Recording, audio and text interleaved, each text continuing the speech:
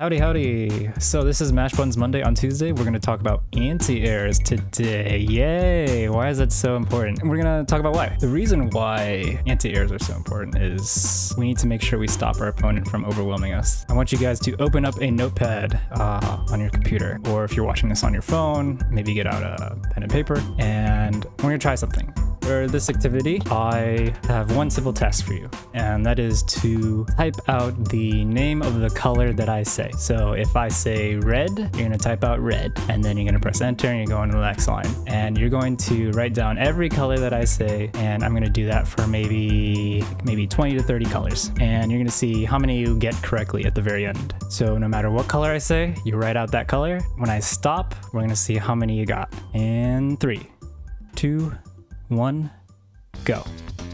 Red, red, red, red, red, red, red, red, red, blue, red, red, red, blue, blue, red, blue, yellow, red, red, blue, red, turquoise, red, red, red, blue, blue, blue.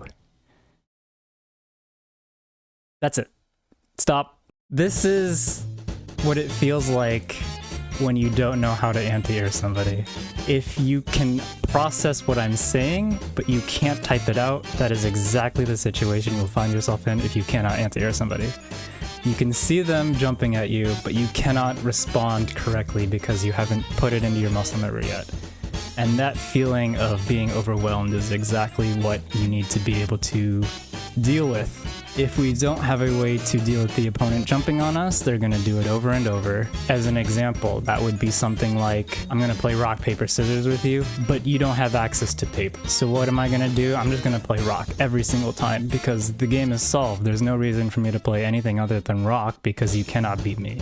You don't have paper. If you can't anti-air me, you don't have paper. You cannot win. You can only break even at best if I decide to choose scissors. When we don't have one of those three, there's a hole in our defense, and the opponent can just exploit that, and they're going to attack us over and over and over again. That means that they're attacking us more than we're attacking them, and the person who attacks more is more often going to win. If we want to get a little bit more technical, jumping on somebody starts your offense. It gives you the advantage because the opponent is either going to get hit or they're going to block it standing and they have to take the next attack for free. I actually have a pretty relevant video. This clip will speak for itself. So my HP.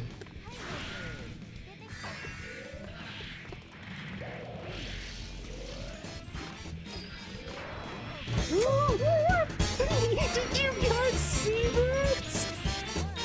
What? Okay. Are you kidding me? This is exactly the kind of things that anti-airs allow you to do. So I saw I was trapped in the corner. I tried to air dash out, but he anti-aired me. The specific reason why I got anti-aired is because Dizzy's arm right here sticks out a little bit when she does jump H, and Johnny's hitbox is like a rectangle that's like right around the center of his chest. So it collided, the arm collided with that hitbox, and I ended up getting hit for it. He did this attack very intentionally because he saw me jump, and then he tried to anti-air it right after he saw me jump. I chose paper, he chose scissors. I got anti-aired. I tried to get away from him, and he ended up punishing me for it. Let's assume that we're playing a mirror match, and both players are playing Soul, and it's players of equal skill level. If we're at round start, what are our options? If we're the player 1 Soul, we're on the left. Just from this position, there are a few things we can do. We can throw Gunflame. We can throw a slash attack. It will hit Soul if he does not block it. We immediately control this space right here, this red space. So this red space is basically the space that Soul controls with Gunflame and Far Slash. If we want to, we can also consider the space that Soul controls behind him. This space on the left here cannot be interacted with by our opponent at all. They don't have influence over this space because in order to get to that space, they have to get past us. Already, we have control over almost half of the entire screen right now. This is not just the ground. We can also jump through the air. That is another option that we need to consider at round start. Now, this is almost everything. This is almost everything on the screen. The only space that player 1's soul does not control is the space on the right, which is the blue area over here.